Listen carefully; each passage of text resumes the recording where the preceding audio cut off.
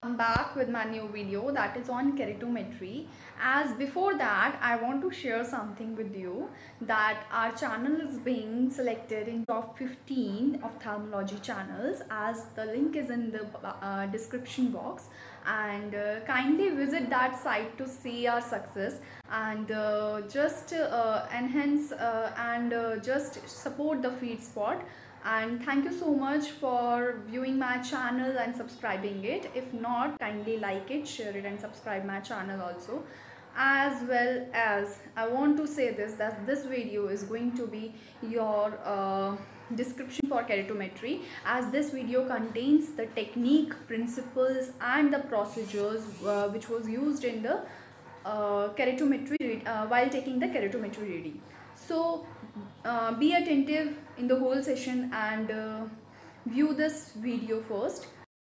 Hello everyone, we are going to start our new topic that is on keratometry. As you can see in the image, it's a Bausch and Lomb keratometer which is used very majorly in our practice timings, and as you can see there are 3 Mayers which is seen in the keratometer of Bausch and Lomb, but there is another keratometer, that is Jewel Shorts keratometer, that is too rare to be used nowadays. So forwarding towards our topic, the first thing is keratometry. For which purpose it is used? Our question arises, or any other person who view this video want to know that what is keratometry and what purpose it is used, what kind of method it uses. So first thing is it uses objective method, as there are 2 kind of method, that is the subjective one and the objective one, but we are using only objective method here. But want to say one thing also, that it's a objective method.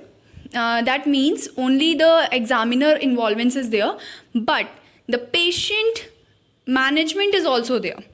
Management for what? Managing her posture or his posture. Okay, so managing his or her position over the in front of the keratometer, that is being done by the patient only.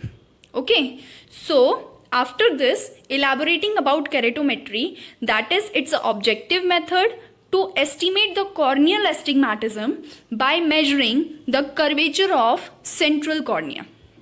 What does this mean? This means that it's an objective method. That means only the examiner involvement is there, and we are estimating the corneal astigmatism. Okay, corneal astigmatism, that means it gives a reading about the corneal astigmatism by measuring the curvature of central cornea. That central cornea is the curvature of anterior corneal surface.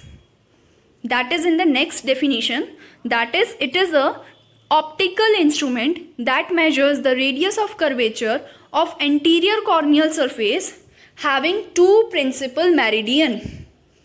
Okay, by 2 principal meridian. What we understood about this, that it's a objective method, or it's a optical instrument having objective method to estimate the radius of curvature of anterior corneal surface with 2 principal meridia for measuring the corneal astigmatism. Okay, so next thing about keratometry, that is the principle of working.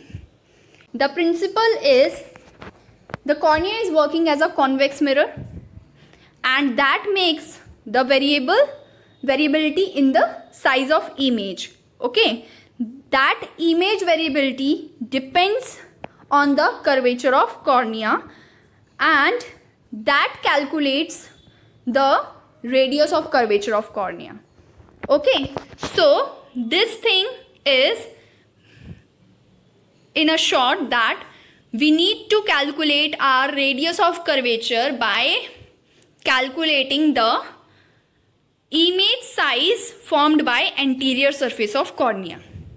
Okay, so this is a principle of keratometry. Now there are 2 types of keratometer. First one is Jewel Shorts, second one is Bausch and Lomb. Jewel shots is a rare one to use, and Bausch and Lomb is a majorly used instrument. Okay. Want to say one thing more, that when we calculate the readings by keratometry, we need to do first in the horizontal meridian, then in the vertical meridian by rotating it at 90 degree in both. Okay. So these two are, you can see this by this keratometer is based on two concepts. That is, one was at the fixing object size with variable image size. Means the object is fixed but the image is varying. That makes the variable doubling. That is used in the Bausch and Lomb keratometer. Then there is a fixed image size. The image size is fixed in the instrument, but the object variation is there. That is the fixed doubling. Okay. So example for that is Jewel shots keratometer. You may understand this by further slides. The first one we are going to understand about, you can see in the image that Jewel shots in the left side, this one, I will make it broader. You can see here these two things. These two are the rotatable Myers having the image fixed. Okay. Then the Bausch and Lomb. The Bausch and Lomb has the object fixed. That means there is a here in the, you can see the major big Meyer which is coinciding in the front of patient's face, that is having the fixed object but image size is varying. Okay. As we need to understand about Bausch and Lomb first, that is here the A1. You may see the A part in the keratometer, that is this one. This is a focusing knob. You need to rotate this to focus the eye of patient. Okay. Then rotating grip for locating, that is the B part. B is here. As you can see, B is here. The rotating grip for locating, we need to rotate this grip for locating the instrument. Then locating the axis of instrument. This is a rotating grip. Then the C part is the chin rest. Then the D1 is locking knob. D is here. This is the locking knob. We need to first we need to prepare the position of the patient, and then we need to make our instrument of keratometer locked. Okay, at that position only, so that there is no error while taking the keratometry readings. Then E1. E is the elevating knob. E is where? E is here, the elevating knob. Then EP is the eyepiece. EP is the eyepiece. Eyepiece is being used by the examiner only. That makes us visible the Myers of the patient's corneal surface. Okay. Then G1, headrest adjusting knob. Headrest adjusting knob is here. This one, the headrest adjusting knob. That means we need to make it up and down for adjusting the headrest. H is occluding shield. Occluding shield is the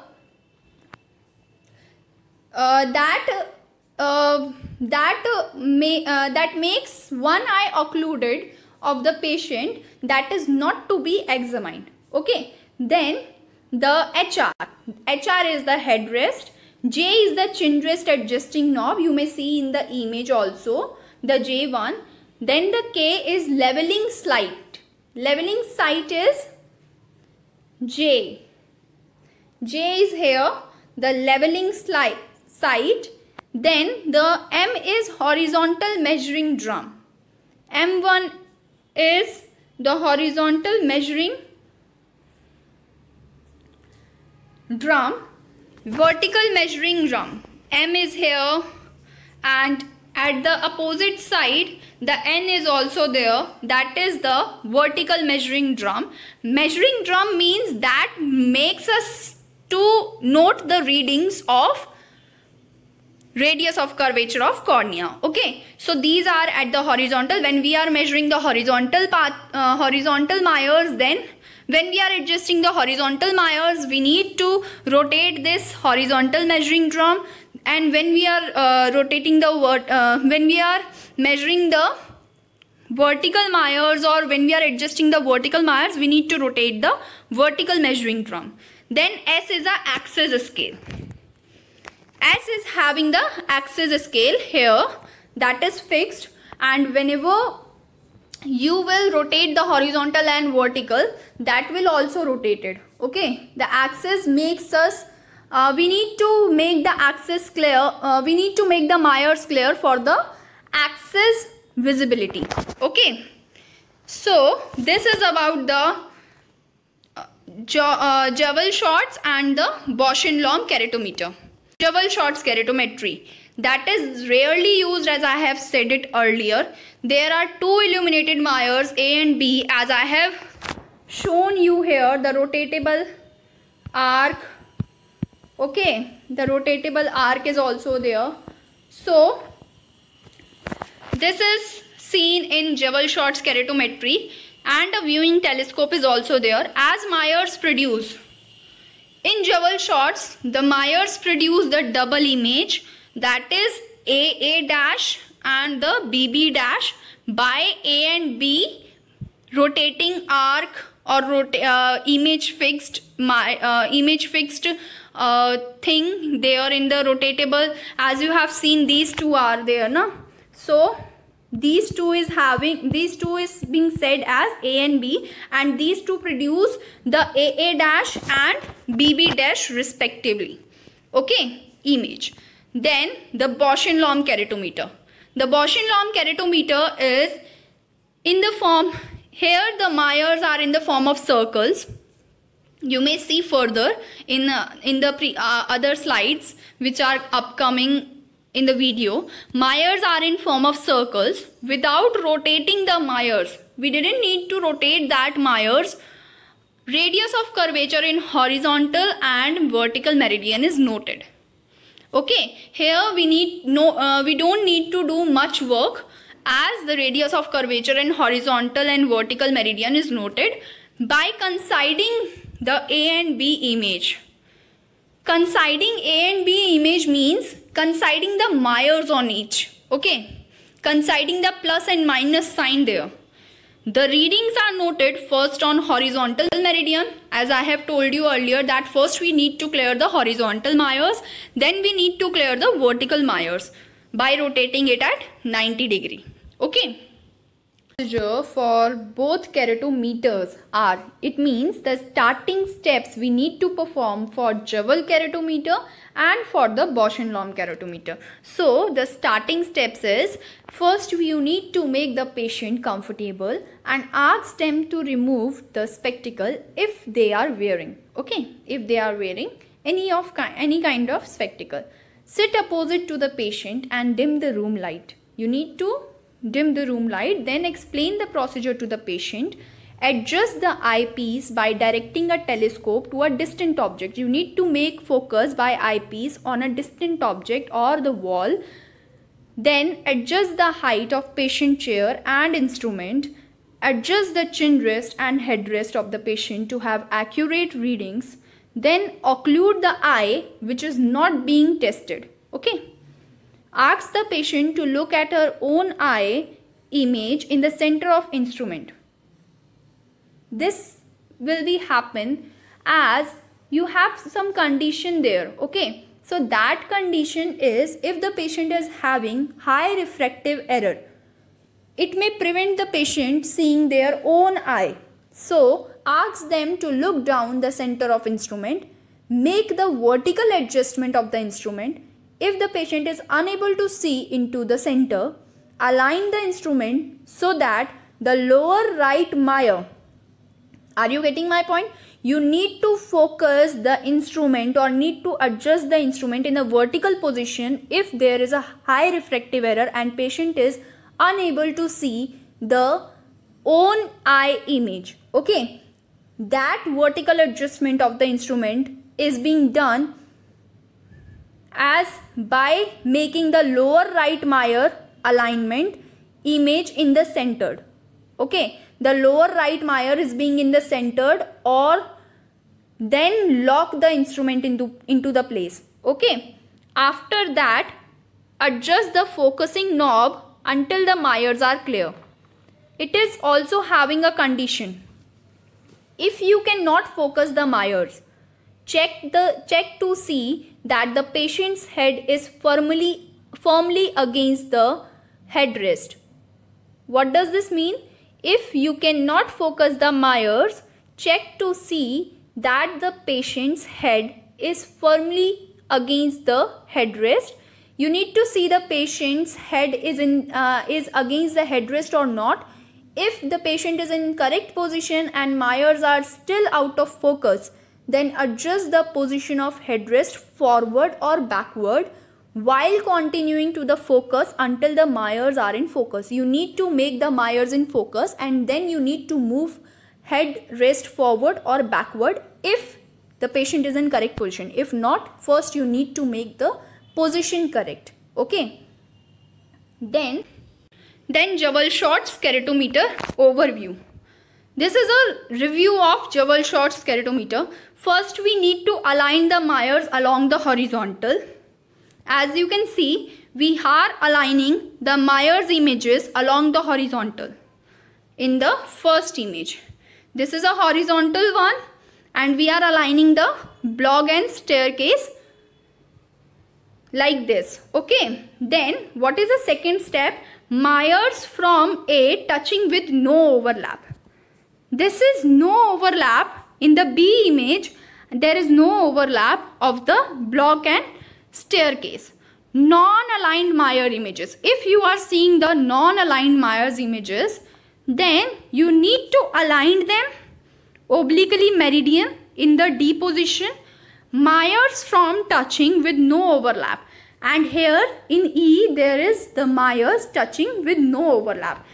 You know, we are not doing the Jewel-Short's keratometer nowadays, so just have a theoretical point of view for that, not the practical. Okay, so after this, after the Jewel-Short's, long steps, after having the starting steps, what we need to perform for Bausch and Lomb keratometer. The first thing we need to perform is we need to make sure the measurement of horizontal principal meridian first, so that the plus signs are set. Then the second thing, adjusting the plus sign with focusing knob to make them single and clear. What we need to do? We need to do that. We need to focus the plus sign to make them clear and single. Do the same for the vertical meridian. We need to clear or we need to focus the negative signs to make them single and clear in the vertical meridian. Then repeat these things for the another eye. Okay, it means that the eye which you had occluded. Then the Bausch and Lomb review. Bausch and Lomb review, as you can see in the first image, the view when the Meyers are of the principal meridian. This is the Meyers we are seeing in an eye having no superimposition of any sign, the plus sign or minus sign. As you can see here, the plus and minus sign are not in the focused alignment, okay, or the superimposed alignment. Then the B1, the view when the Meyers are on the principal meridian. Now we are having the Meyers on principal meridian having straight in the horizontal and vertical. Okay. Then they are not superimposed yet. Now we need to superimpose the plus and minus sign on vertical and the horizontal radii of curvature. That means we need to overlap the minus sign and the plus sign. Okay. how to record the readings. How we can record the readings having the radius of curvature or dioptric power. These two kind of techniques we use to note the readings, as a radius of curvature as dioptric power. So radius of curvature is being noted as the radius of curvature of right eye in horizontal meridian first, that was 7.75 for example, at the rate 175. At the rate 175 is the axis, and in vertical meridian 7.60 at the rate 85 degree. Then for left eye, for example, having 7.70 as radius of curvature at the rate 180 degree in horizontal meridian, and for vertical 7.60 at the rate 90 degree. As a dioptric power, what we should write for dioptric power? Dioptric power is having 3 content in its reading noting. Okay, so the first thing is you need to note the dioptric power for OD, that means right eye, for OS that means left eye. For OD you need to write it as the dioptric power, for example 42 diopter is there with the axis at the rate 175 degree in horizontal meridian, with slash having vertical meridian reading, that is 43.75 at the rate 85 degree. With that you need to write the Myers also. Okay, so Myers are minus 1.75 at the rate 175 axis. The axis is being taken for the horizontal meridian. And is the Myers are clear or distorted? You need to write it down. It is distorted, for example, it is distorted in right eye and clear in left eye. So we had mentioned that. Hope you all understand about how to record the readings. Same for the left eye also, as there is an example, that is 43.50 at the rate 180 degree in horizontal meridian, with vertical meridian 44.25 at the rate 90 degree. These two dioptric power, now we are having interpretations. So these dioptric power or radius of curvature is being interpreted, okay, so that we can come to a result that if the patient is having any kind of disease or any kind of other complication, so that so these interpretations are as follows. First thing, whenever there is a condition and there is a cause or solution, I have mentioned a table for you that is having a condition with the cause or solution. So interpretation having a condition, like we need to calculate the power of anterior corneal surface, that is being calculated by n-1 upon r. That means the n is here refractive index of cornea. The refractive index of cornea is 1.34 something, but the keratometer take it as 1.3375. Okay, then the condition is if we see the steep corneal surface, by radius of curvature we can judge it now. So if it is steep corneal surface, then we can consider the patient is more myopic. If it is having flatter corneal surface, then the patient is high hypermyopic. If the patient is having low value for refractive index, then you see that the power of posterior corneal surface is in negative. Okay, in younger patients, what we see? We see there is a with the rule astigmatism because the flatter corneal surface is at horizontal meridian. In above 40 age, you may see against the rule, that is flatter corneal surface lying at the vertical meridian due to lid tension. In old age patient, there is a lid tension also that may cause the steepening of vertical meridian. That's why there is against the rule astigmatism seen. Then the condition is if larger degree of astigmatism seen within higher difference in two principal meridia. It means the horizontal and vertical meridian have higher degree of difference in between the dioptric powers, then this is an indicative cause of keratoconus, lid neoplasm, pterygium and chalazion. Different keratometry readings in both the eyes. Then what does this mean? This means anisometropia. Okay, the patient is having anisometropia. So last thing, that is what we didn't what we don't have to do. Okay, so the common errors which are found in keratometry readings are: we didn't maintain the Meyer image focus and focus of eyepiece. We didn't maintain the position of patient and centering the Meyer image during the examination. We don't determine the correct axis sometimes. So these are the common errors which we see in the during the examination of keratometry. Then thank you so much for giving your precious time. As you may see the discussion column for more info about contacting and to be connect with us. Thank you so much.